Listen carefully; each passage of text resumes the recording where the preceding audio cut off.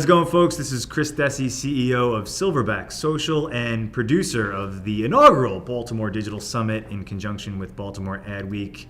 Just came off stage, killer lineup panel with our boy David over here from the Baltimore Ravens, along with Linda from the Philadelphia Eagles and Hannah from Legendary.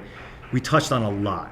We spoke about all of the cool things that you guys are doing in digital, and frankly, I think the three individuals that were on the panel, you guys are really at the tip of the spear with what's happening in digital. And I wanted to give you the platform, maybe riff on some of the wins that you guys have had. You've done some really compelling things in terms of Twitter takeovers. You do some compelling things with your audience and the community. You do really lots of compelling things in stadium. I'll shut up and let you chat. Well, one thing I will say, we can't take credit for everything that we do just because it's a copycat league. And I feel like part of it is being ahead and paying attention to what other people are doing, whether it's other NFL teams or just other companies, teams in other leagues. So we're always trying to look at what other people are doing, get ideas, get some inspiration. One thing that was pretty successful and popular for us this past season was we let Michael Phelps take over our Twitter account. We had seen, again, taking other people's ideas. We had seen other people turn over the keys to their Twitter account to celebrities or famous people. So we started thinking, who would be a good person to take over our account? And sure. Michael Phelps, Baltimore guy, Ravens fan. He's at all our games, internationally known. All his gold medals. So we thought a game day late in the season would be good to just draw a little extra interest surrounding the game. So he came just like he normally does to M&T Bank Stadium, and we set up a laptop in his suite. And while he was watching the game with his friends, he was on TweetDeck and tweeting from @Ravens. And we had teased it ahead of time, and people guessed who it was going to be, but we put out some mysterious images and said, where did you post the images? We were going to have a celebrity. We put them on our website. We tweeted them, obviously, put them on Facebook, kind of all our channels, so that people, no matter where they followed the Ravens, even if they didn't follow us on Twitter, that they knew about it. And I mean, even people that didn't have Twitter accounts, they could still look and follow the tweets on game day. We changed our avatar to have a little birdie head with an MP on it. Smart. And he was signing all his tweets with hashtag MP Takeover. It was provided a way to get a different voice into our Twitter account. I mean, normally on a game day, it's our writers, they're tweeting what happens. They inject a little flavor into it after some big plays, but it was a lot different voice when Michael Phelps was tweeting. Now, did you guys have to give him rails to play within and guidelines and help educate him on how to leverage the platform? Or was it kind of like, all right, here you go for it? Well, I think this kind of went without saying, or hopefully it did, but we didn't give him any kind of restrictions.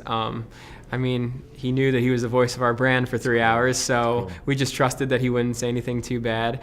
I mean, it also allowed some fun with our account when a play happened when we had Jacoby Jones return a kick, and the previous week Mike Tomlin from the Steelers had stepped on the field and gotten in his way. Right. Michael Phelps tweeted, glad that Mike Tomlin is not here at our game today, which we would have never said that, and we probably would have gotten in trouble if we said that. But right. and it was great. It was our most retweeted tweet of the game, and I think Peter King from Monday Morning Quarterback and Yahoo all wrote articles about it the next day. Oh, that's cool. So people are some nice exposure for us. And I think he had fun with it. I mean, we set him up with TweetDeck, and he was very surprised to see how many comments were coming in from fans and @replies, and kind of overwhelmed a little bit by the interaction. But he wanted to interact with the fans, so at halftime he started a contest and asked fans to come up with a new hashtag for him to use. And in the second half, he used a new hashtag that one of the fans came up with. So he had a lot of fun interacting with everybody. And you gave him no guidelines. It was just kind of like carte blanche, but maybe listen to some of the fans and just do something fun and do something interesting. I think it's absolutely incredible. So now when you guys are looking at that, and that's as sizzle as you can get. That's sexy, that's celebrity, that's cool, they're parachuting in, they're doing the Twitter takeover.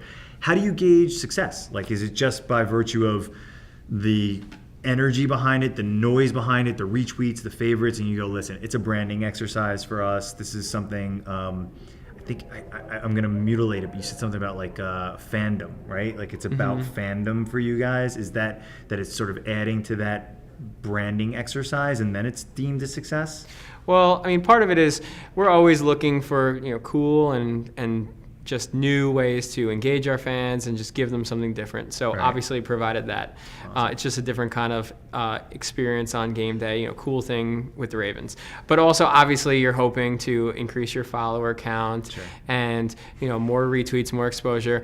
Press, like I mentioned Yahoo and Monday Morning Quarterback, but there were a number of local and national media articles written about it that said, yeah, the Ravens had Michael Phelps take over the Twitter account. Twitter even put on their sports blog, they wrote about it, which is just huge. Amazing exposure. And then Twitter also provided us with some analytics. So compared to a normal game day, we saw retweets a lot higher. We saw number of new followers go up, engagement was up. So all those KPIs and different metrics were all higher on that day, which is obviously a good thing. It's very cool. Well, listen, man, I thank you so much for participating today. As a fellow Greyhound, I really, really appreciate it. You did a phenomenal job, and I think the audience got a lot of value from it. So Yeah, thanks for appreciate having you me. It was a coming lot of by. fun. All right, thanks, man.